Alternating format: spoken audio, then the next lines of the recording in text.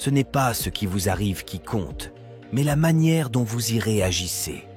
Saviez-vous que les anciens stoïciens possédaient une arme secrète qui pouvait les rendre immunisés contre le chaos et les bouleversements émotionnels causés par des personnes difficiles dans leur vie? Imaginez posséder un tel outil, une sorte d'armure mentale qui vous protège de l'énergie négative que d'autres pourraient essayer de vous lancer. Ce n'est pas seulement un morceau d'histoire ancienne, c'est une stratégie pratique qui peut transformer votre vie aujourd'hui. Que vous ayez affaire à un patron difficile, à un membre de la famille frustrant ou à toute autre personne qui semble épuiser votre énergie, la sagesse du stoïcisme offre une solution puissante. Dans la vidéo d'aujourd'hui, nous allons approfondir la manière dont vous pouvez appliquer ces principes stoïciens pour non seulement survivre, mais prospérer face à l'adversité. Il ne s'agit pas seulement de faire face, il s'agit de construire une vie de paix, de résilience et de liberté personnelle profonde. Donc, si vous vous êtes déjà senti accablé par la négativité de quelqu'un d'autre, ou si vous cherchez simplement une existence plus tranquille dans ce monde agité, vous êtes au bon endroit. Embarquons ensemble dans ce voyage, armés de la sagesse intemporelle du stoïcisme, et découvrons les secrets pour maintenir votre sérénité quoi qu'il arrive. La seule chose que je vous demande est de ne pas sauter cette vidéo en aucune façon. Si vous êtes ici, considérez-vous différent de la majorité. Considérez-vous comme une exception. Maintenant, agissez en conséquence et ne sautez aucune partie du contenu. 1. Minimisez le rôle du narcissique dans votre vie. Ce concept consiste fondamentalement à tracer notre ligne dans le sable, à décider combien nous laissons les forces extérieures, en particulier un narcissique, affecter notre paix intérieure et notre tranquillité. Marc Aurèle a dit un jour « Vous avez pouvoir sur votre esprit, non sur les événements extérieurs. Réalisez cela et vous trouverez la force. » Cette déclaration puissante résonne profondément lorsque nous faisons face au défi de traiter avec un narcissique. Elle nous rappelle que notre véritable pouvoir réside non pas dans le changement du narcissique ou de son comportement, ce qui est souvent hors de notre contrôle, mais dans la manière dont nous répondons et nous nous rapportons à eux. Dans le contexte de traiter avec un narcissique, ce sur quoi nous avons vraiment le contrôle, c'est notre réaction, nos émotions et combien d'espace mental nous leur accordons. Ce n'est pas une tâche facile, surtout lorsque les émotions sont vives et que le narcissique en question joue un rôle significatif dans nos vies, que ce soit en tant que membre de la famille, partenaire ou même collègue. Sénèque offre une sagesse qui complète cette approche. Nous souffrons plus souvent dans l'imagination que dans la réalité. Bien souvent, l'anxiété et la détresse que nous ressentons en traitant avec un narcissique sont amplifiées par nos peurs et nos attentes de ce qu'il pourrait dire ou faire ensuite. En appliquant l'insight de Sénèque, nous apprenons à différencier l'impact réel de leurs actions et la souffrance supplémentaire que nous créons dans nos esprits. Cela ne banalise pas les défis posés par un narcissique. Au contraire, cela nous donne le pouvoir de récupérer notre espace mental en nous concentrant sur la réalité présente plutôt que sur les pires scénarios. Décomposons cela un peu. Imaginez que vous portiez un sac à dos chaque jour et chaque interaction négative, chaque tentative de manipulation, chaque commentaire blessant du narcissique ajoute une pierre à ce sac à dos. C'est lourd, c'est épuisant et cela vous ralentit. Ce que le stoïcisme nous enseigne, c'est que nous avons le pouvoir d'arrêter d'ajouter des pierres à notre sac à dos. Nous ne pouvons pas changer le narcissique, mais nous pouvons changer la manière dont nous laissons leurs actions nous affecter. Minimiser leur rôle dans notre vie commence par une décision consciente de changer notre focus. Cela signifie travailler activement à rediriger nos pensées et nos énergies vers des choses et des personnes qui nous élèvent, vers des activités qui nous apportent joie et paix. Il s'agit de créer des limites, à la fois émotionnelles et physiques, qui protègent notre bien-être. Cela peut impliquer de limiter nos interactions avec le narcissique, de changer la nature de nos conversations pour éviter de leur donner des munitions pour nous affecter, ou dans certains cas de rompre complètement les liens. Mais il est important de reconnaître le coût émotionnel de ce processus. Le stoïcisme ne signifie pas réprimer nos sentiments. Cela signifie les reconnaître, les comprendre, puis prendre des décisions rationnelles sur la manière de procéder. Si vous traitez avec un parent ou un frère ou une sœur narcissique, vous ne traitez pas seulement avec une personne problématique. Vous faites face à la perte de la relation de soutien et d'amour que vous méritez. C'est une forme de deuil et il est important de vous permettre de traverser ce processus. Cherchez une thérapie, trouvez du réconfort dans l'expression créative comme l'écriture ou la peinture et appuyez-vous sur des amis ou des communautés de soutien. Ces étapes ne sont pas seulement pour s'éloigner de la négativité, mais pour se diriger vers la guérison et la croissance.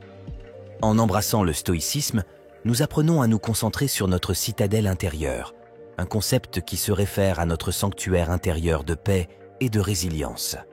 En minimisant le rôle du narcissique dans nos vies, nous ne les ignorons pas par mépris. Nous choisissons de prioriser notre santé mentale et notre bien-être émotionnel.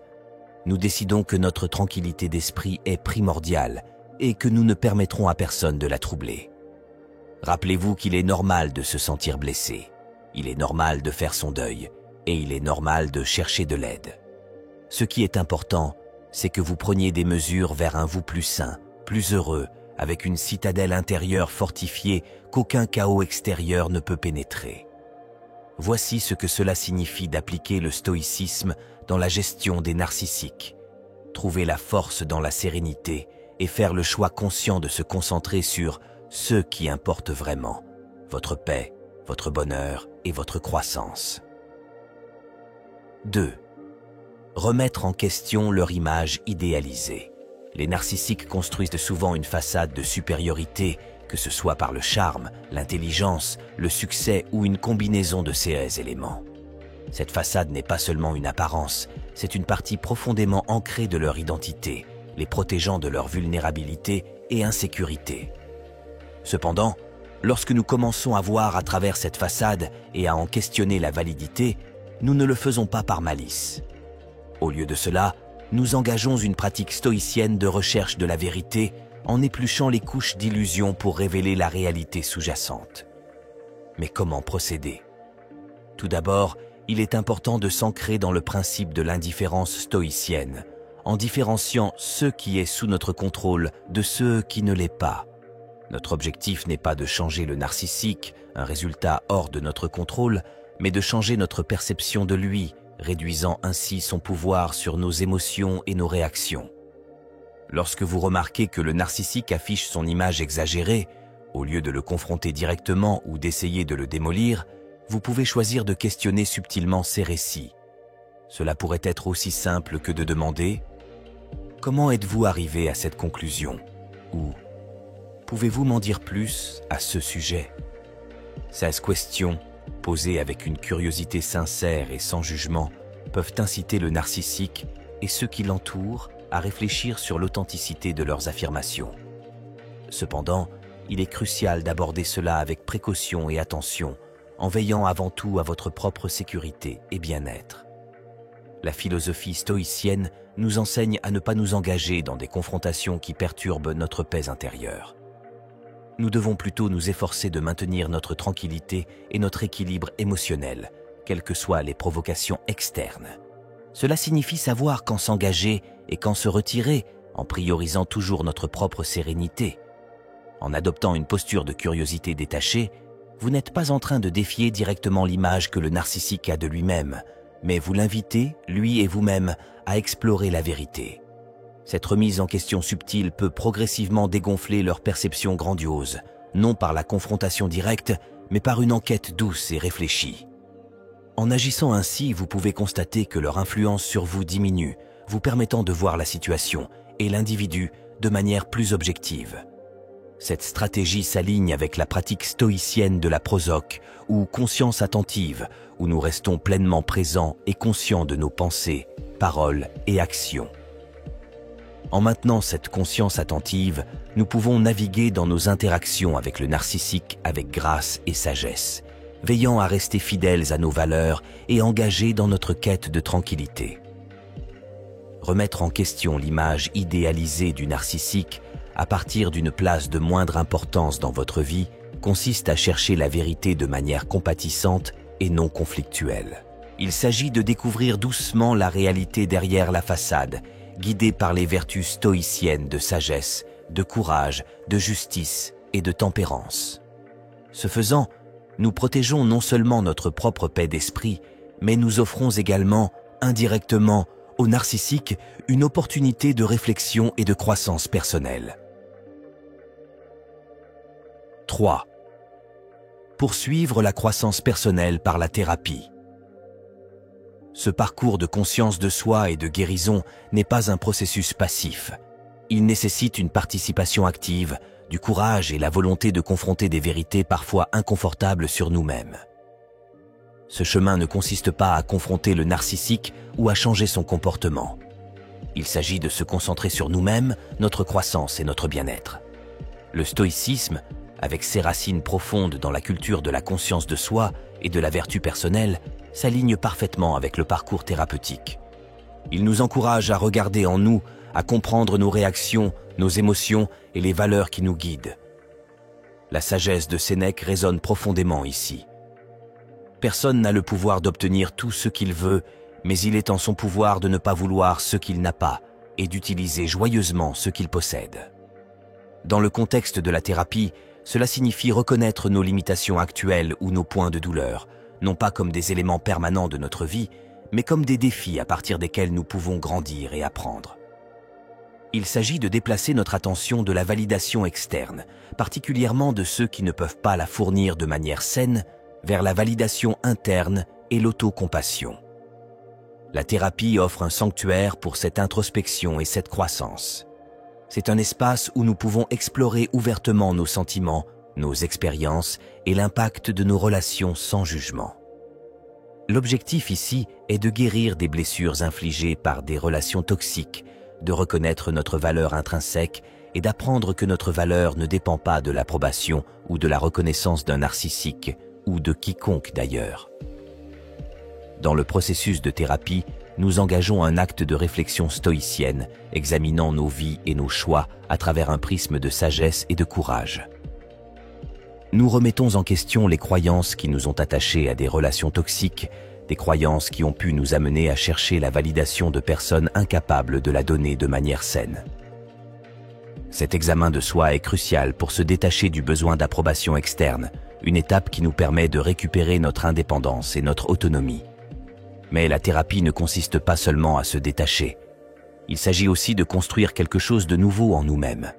Il s'agit de découvrir la joie, la passion et la paix à nos propres termes, de créer une vie alignée avec nos valeurs et aspirations les plus profondes. Cela s'aligne avec la quête stoïcienne d'une vie vertueuse où le bonheur se trouve non pas dans les accolades ou les relations externes, mais dans le fait de vivre selon la vertu. S'engager dans la thérapie et la croissance personnelle est un acte puissant de résistance contre la négativité qu'un narcissique essaie d'imposer. C'est une déclaration que nous sommes plus que les rôles que nous avons été assignés dans leur récit, que nous avons la force et la sagesse de définir nos propres histoires. C'est l'essence du stoïcisme. Reconnaître que notre pouvoir réside dans notre capacité à choisir nos réponses, à cultiver notre jardin intérieur et à vivre en accord avec la nature et la raison. Ce parcours de thérapie et d'amélioration de soi n'est pas toujours facile. Il exige du courage pour affronter nos vulnérabilités, confronter nos peurs et s'aventurer dans l'inconnu. Pourtant, c'est aussi un chemin rempli d'espoir. En épluchant les couches de douleur et de doute de soi, nous découvrons le moi résilient et vibrant qui a toujours été là, attendant d'être redécouvert et célébré. Dans l'esprit du stoïcisme, nous apprenons à travers la thérapie que la liberté ultime vient de l'intérieur. C'est la liberté de choisir nos attitudes, de répondre avec sagesse et compassion, et de vivre une vie qui reflète notre moi le plus authentique. Ce processus de guérison et de croissance est un témoignage de notre résilience et de notre capacité à changer. Il nous rappelle que, peu importe les défis auxquels nous faisons face, nous avons le pouvoir de cultiver la paix, la joie et l'accomplissement de l'intérieur.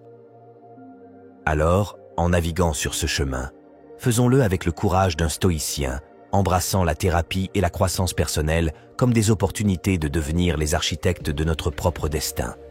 Engageons-nous sur cette voie de conscience de soi et de vertu, sachant que chaque pas que nous faisons est un pas vers une vie plus authentique, autonome et paisible.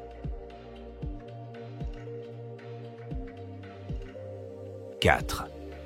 Protégez votre espace mental en contrôlant vos réactions. Le stoïcisme nous enseigne que, bien que nous ne puissions pas contrôler les événements externes ou les actions des autres, nous avons un contrôle absolu sur notre monde intérieur, nos pensées, nos réactions et nos émotions. Ce principe est incroyablement puissant, surtout lorsqu'on a affaire à un narcissique dont le comportement peut souvent sembler être une attaque directe contre notre paix mentale. Analysons cela un peu. Le narcissique, par nature, peut tenter de provoquer, manipuler ou déstabiliser par ses paroles ou actions. La réaction instinctive pourrait être de répondre de la même manière, de se défendre ou de s'engager dans le conflit.